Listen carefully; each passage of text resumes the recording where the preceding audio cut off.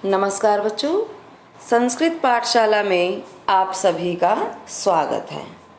प्यारे बच्चों, हम पढ़ रहे थे व्याकरण कार्य और व्याकरण कार्य में हम पीरियोडिक वन की व्याकरण समाप्त कर चुके। आज उपपद विभक्ति हम पढ़ेंगे और इसके बाद जो बचता है अपठित गद्यांश मैं आपको वो करवाऊंगी। आज हम केवल उपपद विभक्ति पढ़ेंगे। आपने सुना होगा कारक विभक्ति। कारक विभक्ति क्या होती हैं? जैसे कर्ता ने कर्म को कर्ण से के द्वारा संप्रदान के लिए अपादान से संबंध का के की अधिकरण में पर, ठीक है, और फिर होता है संबोधन। तो ये तो होती हैं हमारी कारक विभक्ति। उपपद विभक्ति क्या होती हैं? किसी दूसरे पद के समीप आने के कारण जिन विभक्तियों का प्रयोग किया जाता है वे उपपद विभक्ति होती हैं। यानी कि कुछ शब्द ऐसे हैं जिनके साथ हमेशा वही विभक्ति आएगी, इसके अलावा कोई विभक्ति नहीं आ सकती। आप कहीं भी देख लीजिए, कहीं भी आपको जो ये शब्द दिए गए हैं, उपपद विभक्तियाँ दी गई हैं, इनके साथ जो निर्धारित विभक्ति है वही आएगी, इसके अलावा कोई विभक्ति आपको दिखाई नहीं देगी। तो चलिए शुरू करते हैं हम उपपद विभक्ति। उभयतः। उभयतः का अर्थ होता है दोनों तरफ या दोनों ओर। अब जो उभयतः जो शब्द आया है इसके साथ हमेशा द्वितीय विभक्ति का प्रयोग होता है।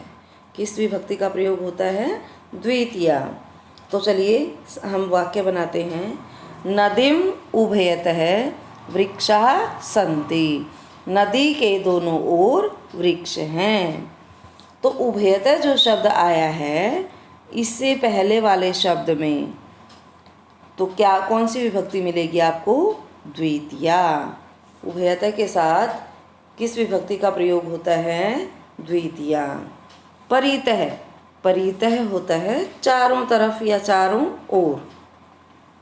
इसके साथ भी कौन सी विभक्ति आती है? हमेशा द्वितीय। विद्यालयम परितः। विद्यालय के चारों ओर प्राचीरम अस्ति। प्राचीर है। प्राचीर हम मंदिर भी बोलते हैं। विद्यालय के चारों ओर प्राचीर है। सर्वतः। सर्वतः होता है सब ओर। ग्रामम सर्वतः। गांव के सब ओर कृषि क्षेत्राणि सन्ति। खेत हैं। गांव के सब ओर खेत हैं। तो सर्वतः के साथ भी कौन सी विभक्ति का प्रयोग हुआ? द्वितीय। अब है प्रति। प्रति का अर्थ होता है की ओर। छात्र है विद्यालयम प्रति गच्छति। छात्र विद्यालय की ओर जाते हैं। अब प्रति शब्द जो आया है इसके योग में भी कौन सी विभक्ति का प्रयोग होगा? द्वितीय। निक्षा। निक्षा होता है पास में या समीप में। इसमें भी कौन सी विभक्ति का प्रयोग होगा? कौन सी विभक्ति का प्रयोग होगा? द्वितीय। विद्यालयम निक्षा उद्यानम अस्ति। विद्यालय के पास बगीचा है। धिक्। धिक्कार, निंदा, जिसका अर्थ होता है, इसमें भी कौन सी विभक्ति का प्रयोग होगा? द्वितीय। मूर्खम धिक्। दुष्टम धिक्। ठीक है, आप कोई भी वाक्य लिख सकते हैं। तो इसमें कौन सी विभक्ति का प्रयोग करना है हमने? द्वितीय का। कुछ शब्द निर्धारित किए गए हैं जिनके साथ हमेशा वही विभक्ति आएगी। हमने द्वितीय विभक्ति के उदाहरण देख लिए। चलो देखते हैं, एक बार इनको मनन कर लेते हैं कि द्वितीय जो विभक्ति है किस किस के साथ आएगी। उभयतः, परितः, सर्वतः, प्रति, निक्षा, धिक्। ये इन शब्दों का हमें ध्यान रखना है और इन शब्दों के साथ हमेशा द्वितीय विभक्ति ही आएगी।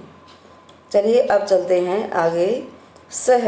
सह का अर्थ होता है सहित या साथ। सह का अर्थ होता है सहित या साथ। इसमें कौन सी विभक्ति का प्रयोग होगा? तृतीया। कौन सी? तृतीया। अब तृतीय विभक्ति देखिए, बालिका बालकेन सह, बालक शब्द रूप याद किया था, तृतीय विभक्ति बालकेन होता है, तो सह के साथ कौन सी विभक्ति? तृतीया। बालिका बालकेन सह खेलती। उसके बाद है विना।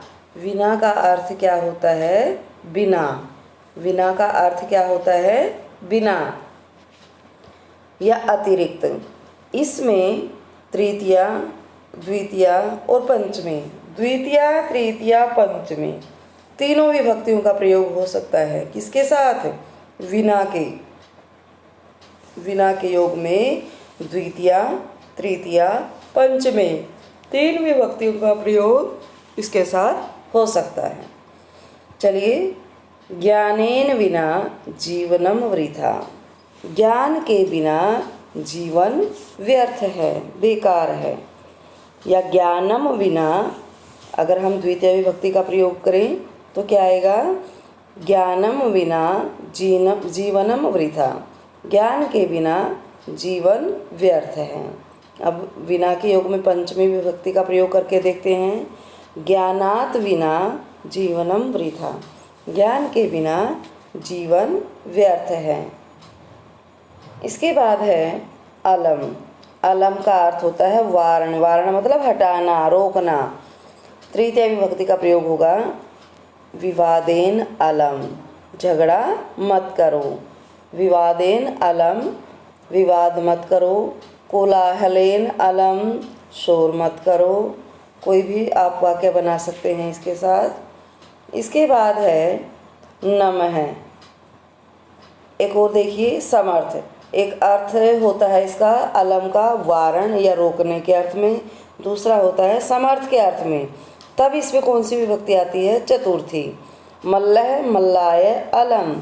मल्ल जो है, मल्ल युद्ध सुना होगा, जो कुश्ती करने वाले होते हैं। मल्ल, मल्ल के लिए काफ़ी है या पर्याप्त है। नमः।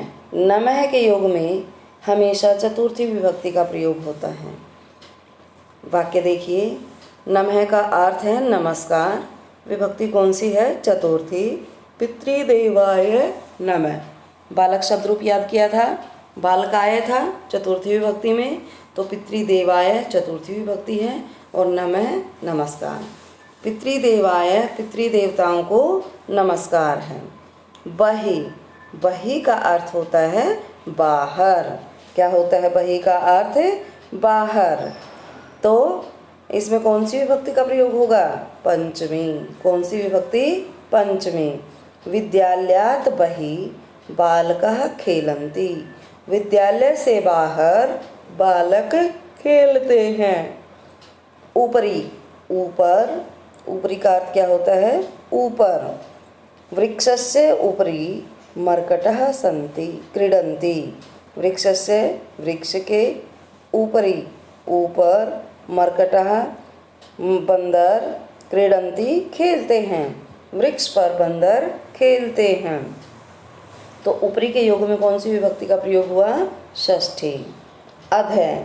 अधः होता है नीचे, और इसके साथ कौन सी विभक्ति का प्रयोग होगा? षष्ठी।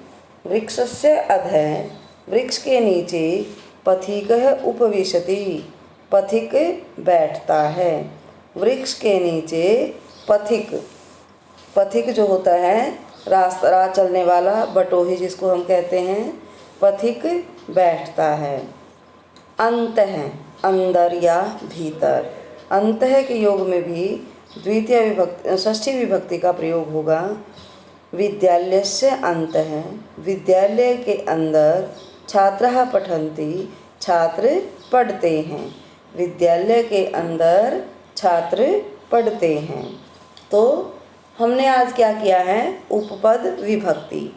द्वितीय विभक्ति किस किस के योग में आती है? उभयतः, परितः, सर्वतः, प्रति, निक्षा, धिक् और एक शब्द और आया था विना। इसके साथ द्वितीया, तृतीया, पंचमी, इन तीन विभक्तियों का प्रयोग होता है। किसके साथ? विना के साथ। अब तृतीय विभक्ति का प्रयोग और किसके साथ होता है? सह, विना, अलम। सह विना अलम।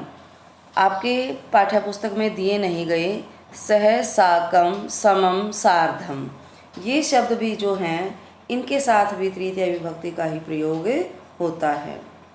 इसके बाद था नम अलम। अलम में चतुर्थी का भी प्रयोग होगा, तृतीया का भी हो सकता है और चतुर्थी का भी। नमः, नमः के योग में किस विभक्ति का प्रयोग होगा? चतुर्थी का।